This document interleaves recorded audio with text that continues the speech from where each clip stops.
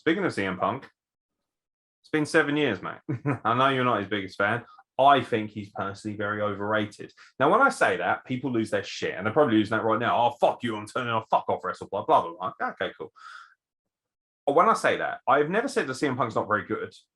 He's very fucking good. He's a world-class mic worker, and he is an excellent in-ring worker. But best in the world, to be that, you better be pretty special. This geezer ain't no Mr. Perfect. This geezer ain't no Daniel Bryan. He ain't no Adam Cole. All those guys are better. There are a lot of guys I could name who I think are better. I think on his day, Samoa Joe is better. It's just a personal preference. But to be the best in the world, it kind of has to be, it's just a moniker and it doesn't mean anything to me. So he wrestles Darby Allin. And I got to be honest, I did say to you, I thought it should have been the main event, but after what we saw, you kind of understand now. I thought this was excellent. I thought it was very evident that CM Punk was physically not having the same level of match that he was having 7 years ago. And I will point out before anyone jumps down my neck, of course he's not going to. Because do you realize how much it takes to get ring ready? I train week after week after week at wrestling, and nothing compares to actually being in there and wrestling. It's a different animal. And he looked a little bit, his knee, he was limping pretty much from the start, as far as I could tell. I'm trying not to dissect it too much, but for me, the star of this match is Darby Allin. And not because CM Punk put him over, because he didn't. He had a great match with him, and he certainly let him get his shit in, so he put him over in that sense. But Darby Allin, for me, it felt like he was the one who carried this match. It really felt that way. From my perspective and everything I know of the business and for everything I've seen and done, and I know people will say that doesn't mean jack shit, and that's absolutely fair criticism too. But from everything I know and from how objective I can be about a product, I feel that Darby Allin was the star here. I feel like he's the one who put in the shift in the match. He's the one who helped make CM Punk look good, actually. And I think there was a mission here. We need CM Punk to have a good match when he comes back. We need people to be invested in watching him wrestle. And we need an opponent who doesn't mind losing to him, but also will get a big rub from this. That's really fucking difficult to do all those things. They did that perfectly here.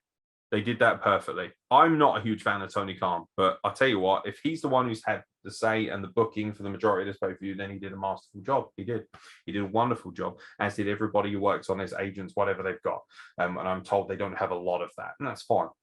They do things differently, and we're very aware of that. I thought CM Punk looked good, not great. I thought he looked fine. Like the tights, quite like the idea, a little bit different.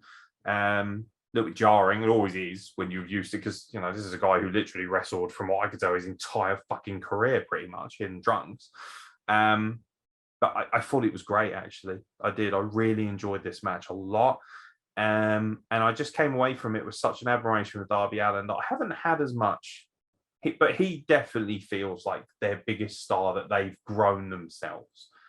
And yeah, I really, really am gushing about Darby Allin after this match. Thought he was fucking phenomenal.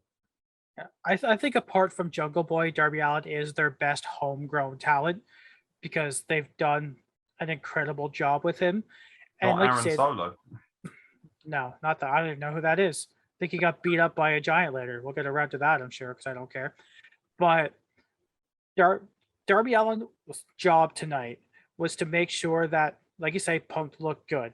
He needed a guy that could just throw himself around with reckless abandon, because he's apparently made of vibranium.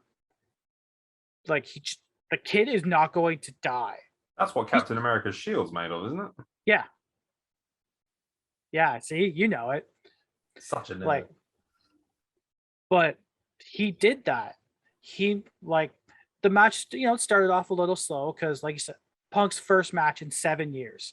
Doesn't matter how much practicing you do, like running the ropes, like taking a few bumps here and there.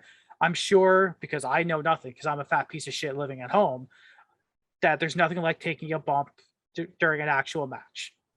There just isn't. So, warm up a bit. Darby didn't do his normal 100-mile-an-hour stuff until the end, which I thought was really nice. There was that one GTS he sold like it was shot out of a cannon just crumpled through the second and bottom rope. That was the coolest spot of the match when he took the GTS and just went flying through the bottom two ropes. I thought that looked so sick. That was so cool. I love that spot.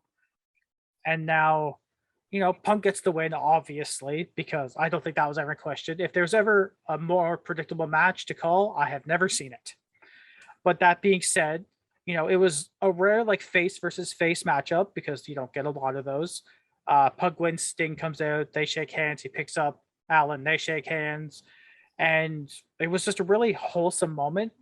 And I loved it. I'm not Punk's biggest fan. Everyone here knows that if you've been listening. I thought, took his ball, went home, abandoned us, fuck us. But this was still really, really cool. This was really, really cool to see.